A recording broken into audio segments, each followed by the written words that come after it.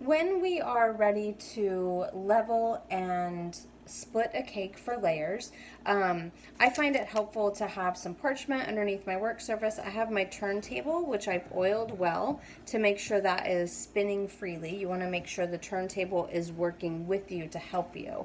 And then I have a serrated knife. So to start off, I have my cake, and I'm going to place this in the center of the turntable.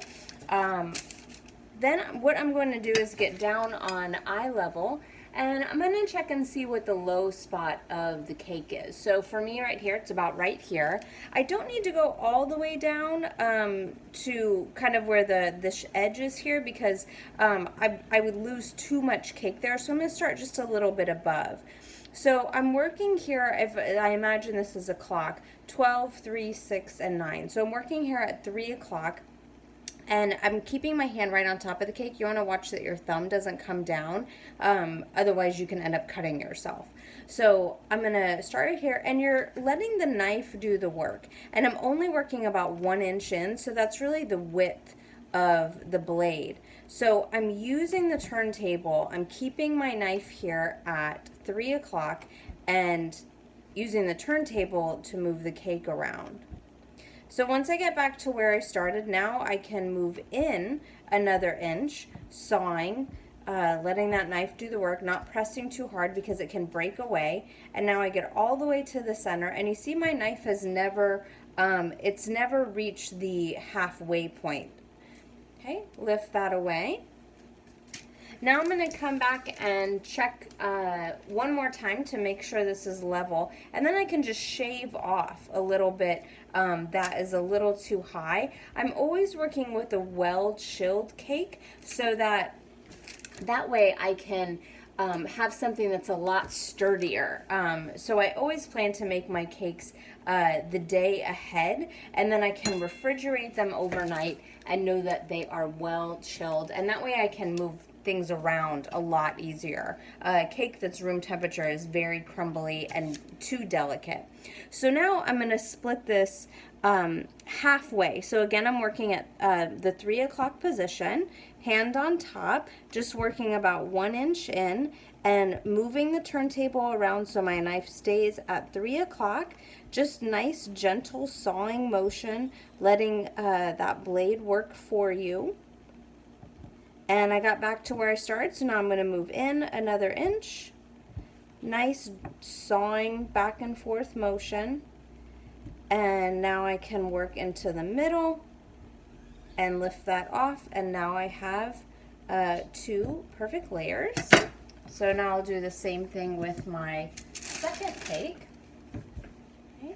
So come down on eye level, find my low spot, here it is, 3 o'clock.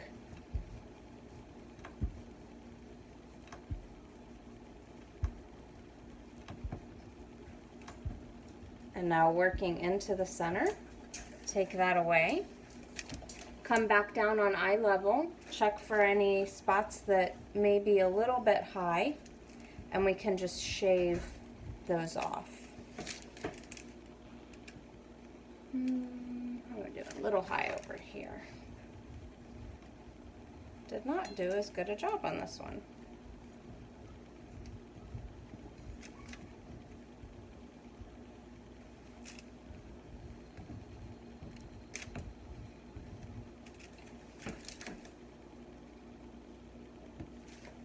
A little bit more right here. Okay, and now I'm ready to split, so halfway, 3 o'clock position, knife working 1 inch in, using my turntable so my knife doesn't leave that 3 o'clock position. Now I work another inch in, sawing back and forth, and that one is all the way done. So now I want to make sure that when I stack up my cakes and I frost, that I have really straight sides. So I take my second cake that I have and I turn that upside down so I have a nice sharp edge here. That's going to help me on my frosting. Move this around and make sure that all of your sides are as vertical as they can be. So what I want to do now is give myself a head start on making sure that these sides are straight, and I don't have any cake sticking out that would give me a hard time on my crumb coat. That may be a cake that maybe bumped up against another one while it was still warm. It got a flat edge. Maybe your cake pan got dented a little bit. So this is our chance to get rid of that. So I'm going to work in 1-inch sections right here at the 3 o'clock, and I'm just going to shave anything that is sticking out. So you may not take a lot off, and that is ideal. We don't want to throw away product. This is just to take off any parts that are sticking out. And we're working in these small 1-inch sections so that we can maintain the round shape of the cake. If we try to go faster and we work in bigger sections, we can actually start to create corners, which is, we don't want to do that, and we'll have a really hard time frosting. Just things that we would then have to overcome. Just a note, I would usually have gloves on during this process, but since the gloves are at a all-time high shortage right now, I am having to do this with just very clean hands. Okay, so now I've gone all the way around. I have very, very smooth sides, but I want to make sure that I can stack this cake up exactly how I have it right now, so that if I did create a small corner here, this all ends up together.